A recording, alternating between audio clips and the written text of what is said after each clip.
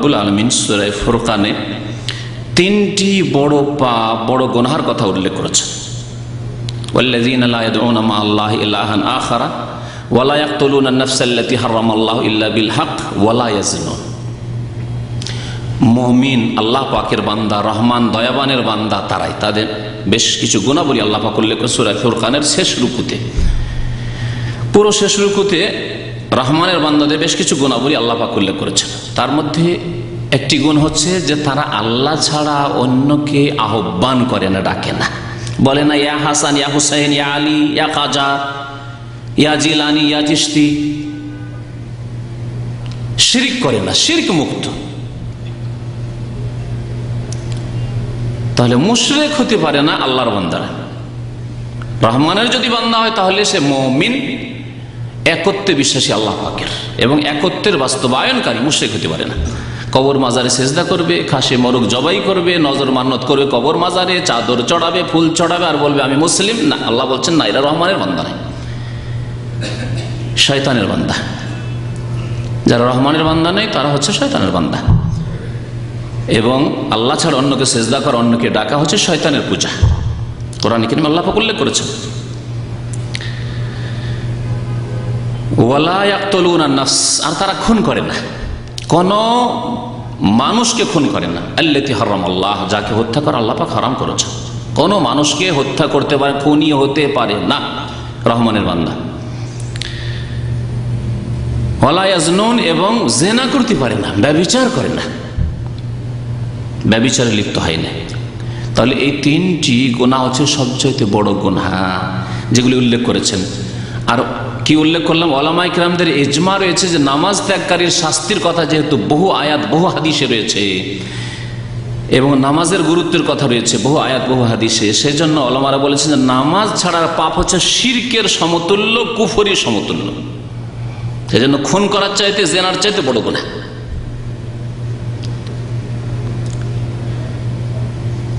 তাহলে বেনামাজি মুসলিম থাকবে না, থাকবে না, এই ক্ষেত্রে আইম্মায়ে কেরামদের ইখতিলাফ রয়েছে। তার আগে গত আলোচনার একটি অংশের কথা বলে দিই, যে বলেছিলাম যে সাহাবায়ে কেরামদের এই ক্ষেত্রে ইজমা ছিল যে তারা বলতেন যে বেনামাজি মুসলিম থাকতে পারে না। তাহলে সাহাবায়ে কেরামের ইজমা ছিল। পরবর্তীকালে ইখতিলাফ হয়েছে, হয়তো যারা ইখতিলাফ করেছেন সাহাবায়ে কেরামের ইজমা তাদের কাছে পৌঁছেনি এর কথা, যা নকল করেছেন প্রখ্যাত তাবেঈ। তো তারা ইখতিলাফ করেছেন, অথবা তারা কুফরিটাকে ধরেছেন এইভাবে যে কুফরিকে কখনো কখনো বড় কুফরি আর ছোট কুফরিতে ভাগ করা হয়েছে।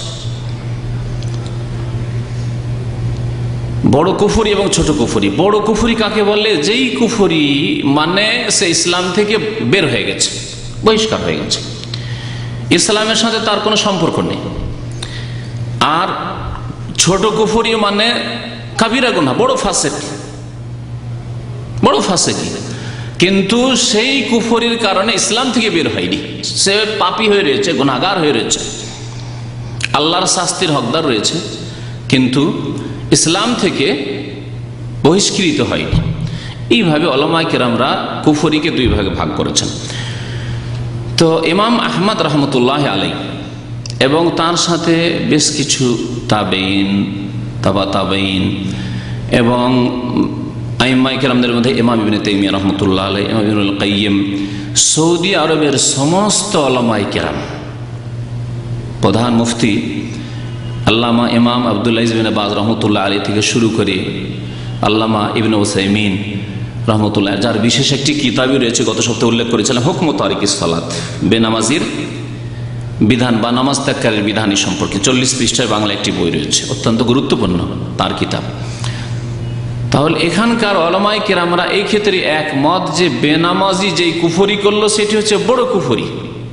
সুতরাং নামাজ ছাড়লে বড় কুফরি হয় যখন, আর বড় কুফরি করলে ইসলাম থেকে বেরিয়ে যায়। তাহলে বেনামাজি আর ইসলামে থাকে না।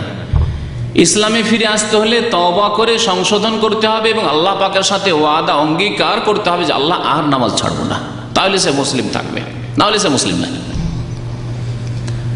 এই একটি মত উল্লেখ করলাম। আর একটি মত হচ্ছে যে না, বেনামাজিকে রাসূলুল্লাহ সাল্লাল্লাহু আলাইহি ওয়াসাল্লাম কাফের বলেছেন। আমরা কাফের বলছি কিন্তু ছোট কুফরি, মানে বড় ফাসিক, একেবারে ইসলাম থেকে বের আমরা করছি না। এই মতটি ইমাম মালিক, শাফি এবং ইমাম আবু হানিফা রাহমাতুল্লাহ আলাইহিম আজমাইন তাদের মত। আগেই বলেছি যে ইখতিলাফ হলে সমাধান কোত্থেকে নিতে হবে। সমাধান এই নাই যে না না অমুক অমুক বলেছেন সুতরাং ওদের সাথে আমি আছি, অমুক অমুক বলেছেন সুতরাং অমুকের সাথে আছি, না। সমাধান আগে বলা হয়েছে আল্লাহর কাছ থেকে ফয়সালা নিতে হবে, রাসূলুল্লাহ সাল্লাল্লাহু আলাইহি ওয়াসাল্লামের কাছ থেকে ফয়সালা নিতে হবে। এটি হচ্ছে পার্থিব হুকুম যে পৃথিবীতে দুনিয়াতে বেঁচে থাকাকালীন বেনামাজি মুসলিম না মুসলিম নাই, দুইটি মত হইল।